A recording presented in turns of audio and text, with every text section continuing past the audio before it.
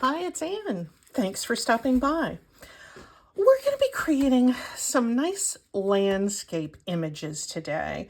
I think these are great for putting onto a pocket, and they are much easier than you might suspect. It is something that uses a lot of inks. I got out a few of my distress inks. This might actually be all of my distress inks outside of my vintage photo. I don't have a whole lot, but as you can see, you don't need a few, or just a few will do you. And let's just kind of get started. The colors that are really useful to have are the ones that you would find in nature. You know, your greens, your blues, your neutrals. Let me show you how easy this can be. And I'm just going to set these up here.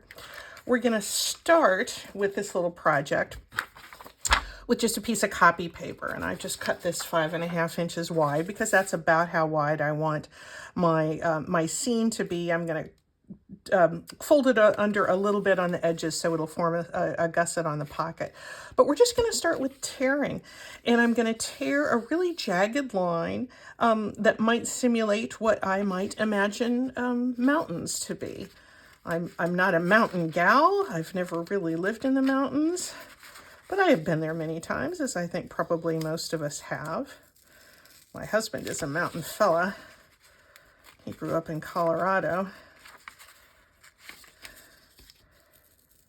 And I do say Colorado now, usually. I grew up in the Midwest saying Colorado.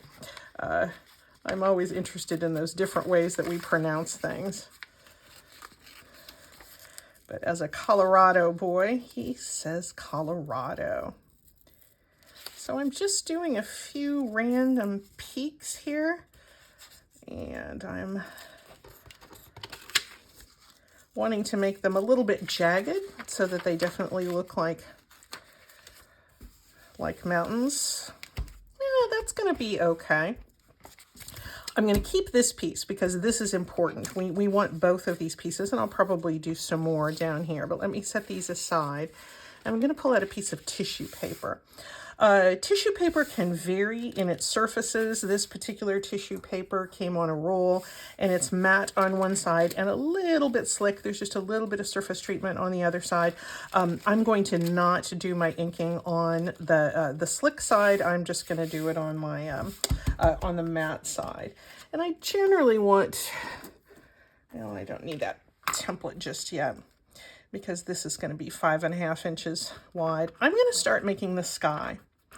And I'm going to put down my piece that has my mountain peaks there. Should I washi tape that? I might want to washi that on the sides just to kind of keep it stable. So I'm going to do the sky first. And in doing the sky, I'm going to leave the sky area open for my inking, and I'm going to cover up the area that's going to become mountains next. So we are, of course, are going to have beautiful blue skies. It'd be fun to do winter skies if you were in the winter time, but right now, at least here in the US, we're in beautiful summertime. These are blending brushes I got when these first started to come into vogue many years ago. I dropped more than I might have otherwise and got the actual crafting blending brushes. But most folks now, I think, are just getting the inexpensive makeup brushes at the dollar store. So use whatever works for you. These have worked great for me for many years, but I think I paid like $35 for a set of them. And I still gulp. My frugal Midwestern soul still gulps when I think about how much I've spent on these brushes, but I do use them a lot. The Distress ink, I don't know much about its chemistry, but it is something that tends to just blend really well. There's something about its physical properties that let it move around on a surface like this. One of the reasons I'm putting this on the tissue paper is I want the final image to be pretty translucent. So there's the blue.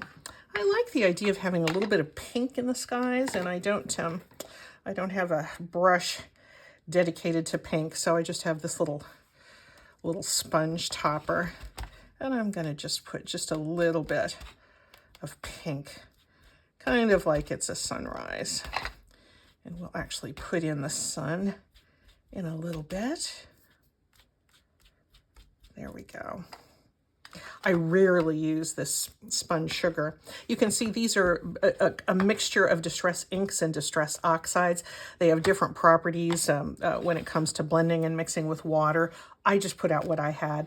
And if I was only going to use my, my regular dye inks that I use for stamping, that would also be fine. Okay, now I'm going to carefully pull this up.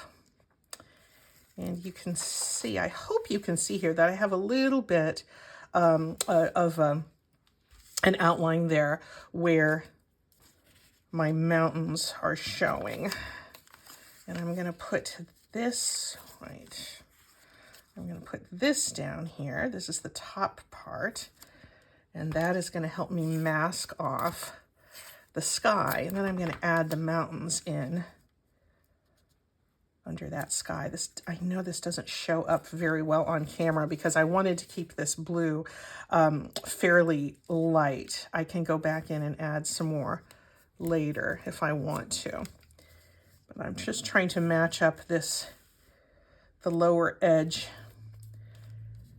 of this part of our mask. It's like, it works like a stencil along the edge of that sky. Now, let's do some mountains. You might notice that on my blending brushes, I've put little pieces of washi with different colors, and that just helps me know that this is the one I use for anything blue. I think this is the only blue I have, but if I had a darker blue, I would just use this too. This I use for all my greens and this for all my neutrals.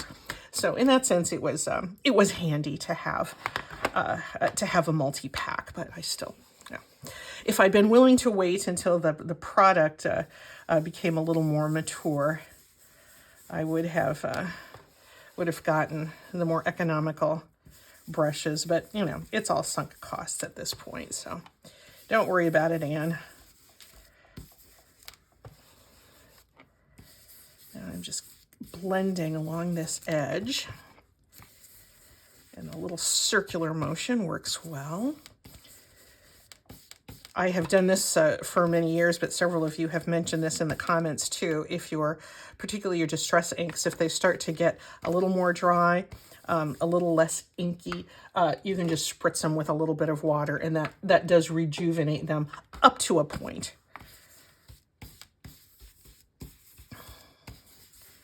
There we go. Now I don't come down too far because there's more crisscross of the landscape that I want to do. So let's just see how that came out. We can see our mountains did pretty well. Now, I made a mistake here, as you could tell. I didn't put my washi tape all the way over to the edge of my paper. So it masked off part of the area that I wanted to ink. So recognizing that mistake, I'm going to go back in and see if I can fill that in a little bit. There we go. That's okay. It actually ends about there. Little pieces of washi tape all over the place. Let's do something else. How about I take this piece that was my mask that covered the sky, but it has some kind of nice rolling things. And how about if I flip it over? No, I could do this. I could flip it over and get some things in the background. Do I want to do that? Yeah, maybe I will do that. Maybe I'll do that. But actually, yeah, I'm going to go like that because I want to be getting the background, the things that are further back. Will that work? Let's see. Let me try some of the bundled sage. I might just do sort of a spot stenciling here.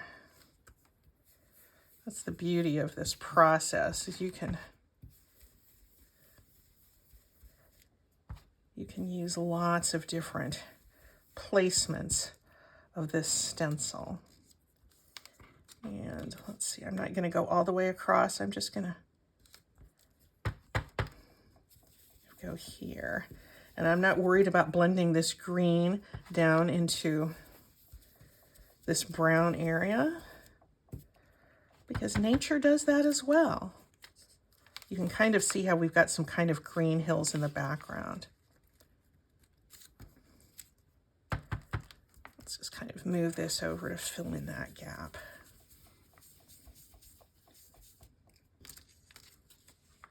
There's a little bit of interest back there. Let's create a new line in the landscape. We'll go back to our mask paper. And how about I just sort of tear some more gentle rolling landscape features here. There we go. And if we wanted to fill that in, that which is below, then we put our mask up top. There's some counterintuitive thinking you have to do. I'm a little spatially challenged sometimes, so I have to think, okay, I want the color to fill in down here, so I need to put my mask up there to cover up that part so that the ink can be in the below parts. But it all works. I'm going to cover up this bundled sage, and maybe I'll do frayed burlap. I think that's one of my newer distress inks. And so this pad is a little bit juicier. I know my hand is sort of in the way here. Try to move it so you can kind of see what I'm doing.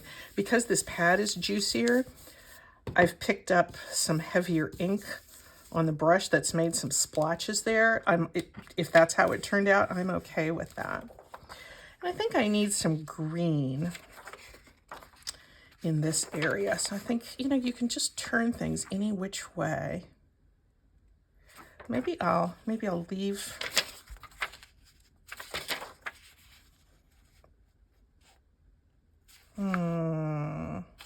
Oh, this is what would work. This other piece that I'm going to cover this up, but I want to put a green area in here. So I'm just going to patch these together here. So you can just use these pieces anyway, and just kind of go on instinct. This is not precise. You're just going to come up with some interesting layering of the landscape. And maybe we'll go with something really green here.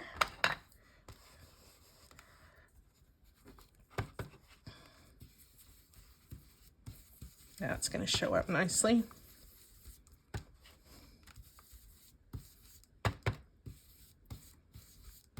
There we go. Let's see how this is going to look.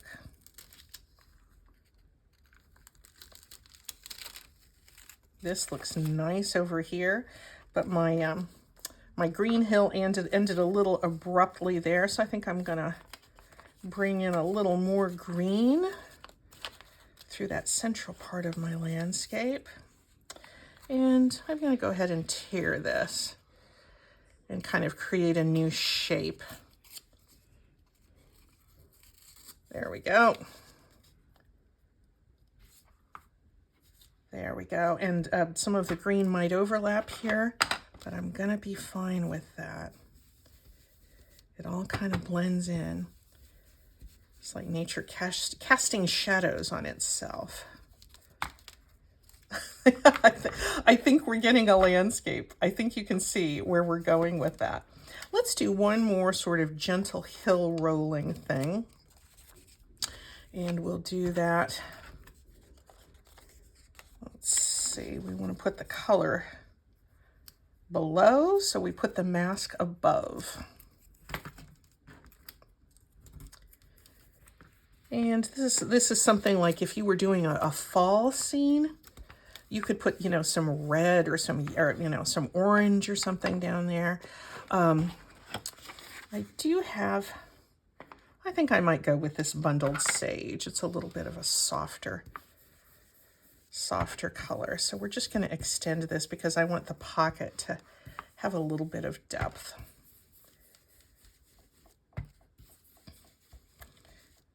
And then what if I were to put a little bit of blue over in this area, sort of to signify a lake? What if there was a bit of a lake over in that corner? We'll go back to our blue. And I think I'm going to not mask anything. I think I'm just going to put in a bunch of blue here. And it's just going to kind of blend in. I'm going to come back and just deepen up the blue a little bit in the sky. I think you can see how this is shaping up as a landscape, but I'll show you where it really takes on some character is when we put in a sun. And what I like to do is to take a little piece of cardstock and cut just punch a circle. That's going to be our sun. There. This I discard or put to one side. And let me get out a couple of Post-it notes. I think I have some. I have some over here. There's one. There we go. So let's look and see where do I want the sun coming in from? I think I'd like the sun coming from this area. So I'm going to pull out a Post-it note. And I want to mask off. This is the area where our sun is going to be peeking out. So because I've retorn and kind of fiddled with the edges here from our original mask, I'm just going to make kind of a faux mask from my Post-it note. Use that little bit, and you can kind of see where I'm masking off the mountains. And I'm going to put my sun right here. And for this one, I don't have an orange brush, but I just use this kind of, I don't know, is this called a stipple brush? Not good on my brush identification, but this is enough to put some orange in here. This is what I've been using.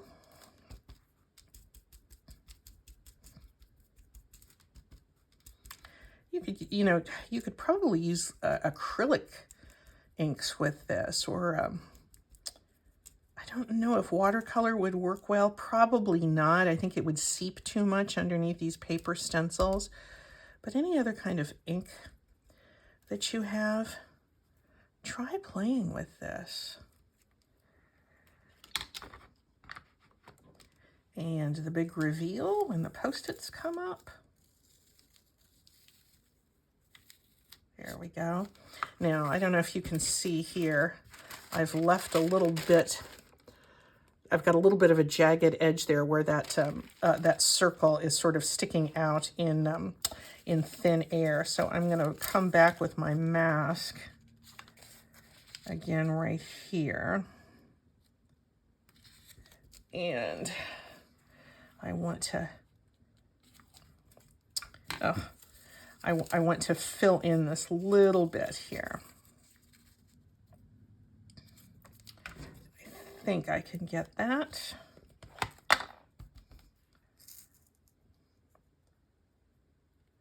There's always steps you can take to fill in areas because it's just ink layered on top of each other. There we go. There, that little mountain looks perfect there.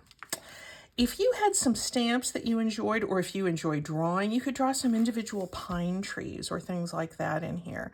But what I'm going to do next is I'm going to put it in place over a substrate because I like doing these on tissue paper. I like putting them on top of a book page, and I particularly like putting them on top of a dictionary page because it has small type. So that I think is going to be fine. Let me cut off the top of this, and we'll have the top part of our pocket established there.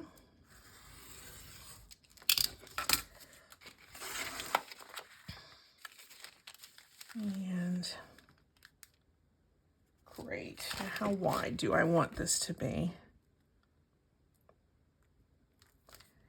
I think I'm gonna just cut this around this little template.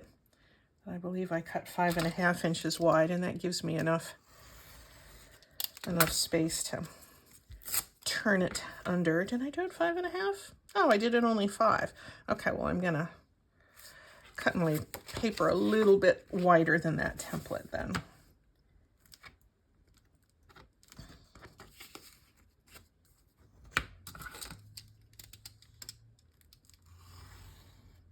So I made the template what that I can bend around the edges. A template may not have been necessary for this one, but I never like to pass up the opportunity to use a template if I can. There we go. All right, now I'm going to put a little bit of glue stick down on my substrate, and I'm going to put my tissue paper in place, but we're not done with it yet. We're not quite done.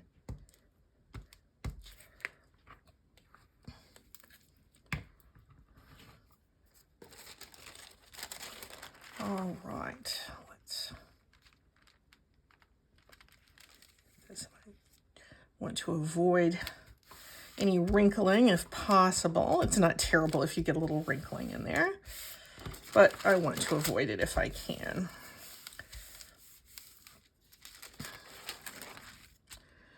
There we go. I did not get my glue stick all the way to that edge. You probably noticed that.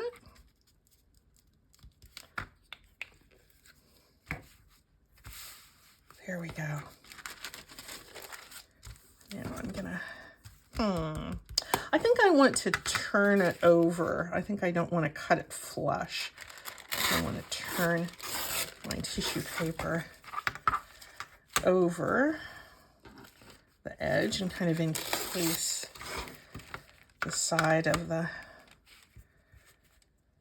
book page pocket.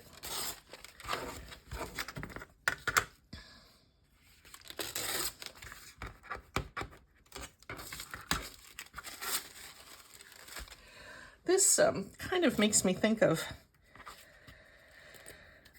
some paper tearing techniques that Pam at the Paper Outpost did ages ago.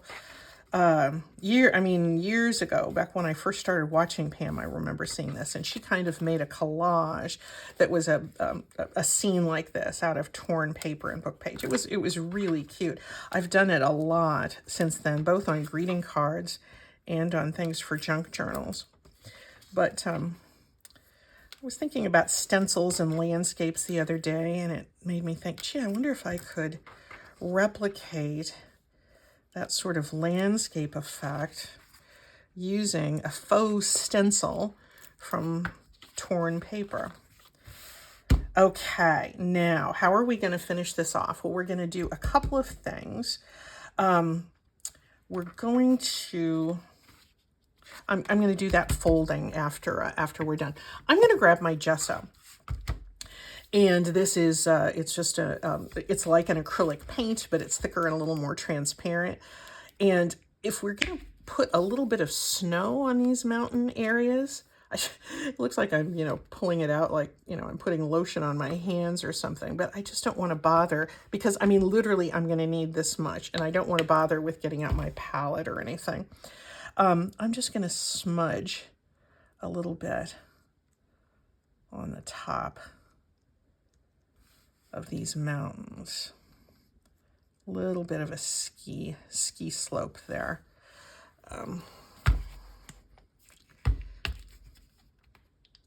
Yeah, you can just kind of dab on this thing. And easiest tool ever. The tools you entered this world with. Just a little dab there. It's even on a beautiful summer's day, if you drive up in the mountains, you're going to see snow. Yeah, that helps with that.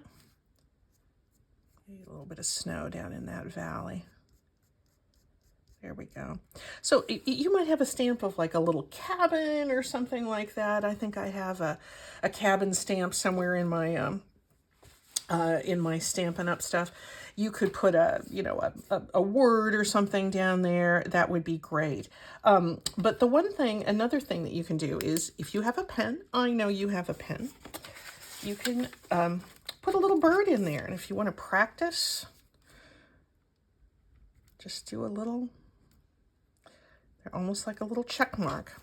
Now I am going to put something behind here because I don't want to, I think this paper ought to be enough. I don't want to pick up the grooves that I have on this craft mat. I really need to replace this craft mat. It's getting really worn. I'm going to put 3 little birds here. 3 little birds. There we go. And I'm going to put a single bird down here. Whoops. Picked up a little glob of my glue on the back. I can coax that paper right back in place. And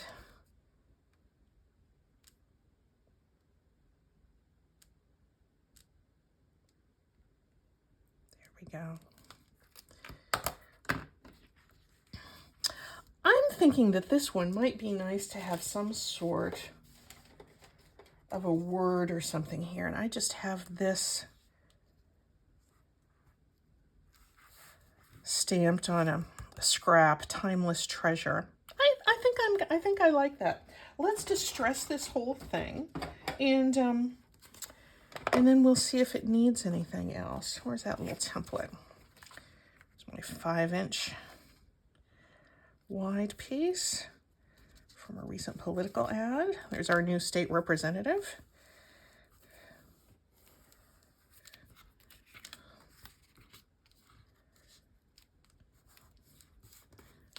There we go.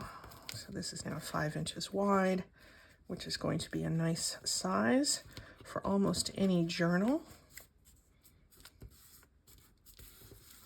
And because this is just 2 sheets of dictionary page and a piece of tissue paper, it's thin enough that it folds really easily. Take out that little extra bulk in the corner.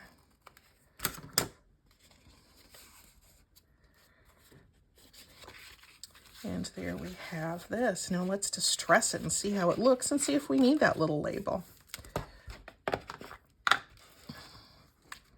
Good old distress ink. I think I might like to have some more distress ink. I don't know if I treat myself to any supplies anytime soon. It might be, distress ink might be on the list.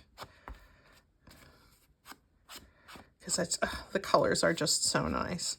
I have some peacock. I think I have a grape somewhere too. This isn't my entire collection, but I certainly don't have every one.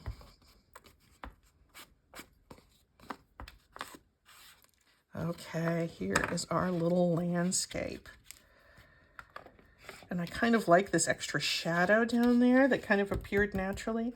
Do we want to put Timeless Treasure there? What else do I have over here? I have Beautiful.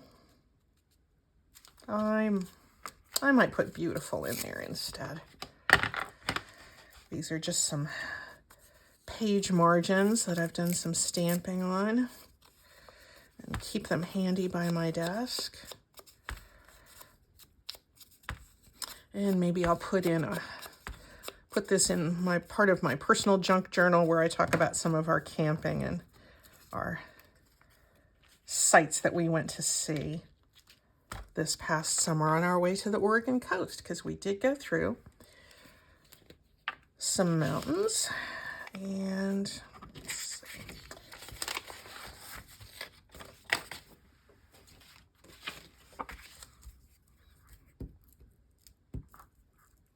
Anyway, having a little basket of just little words stamped on scraps, they almost always come in handy.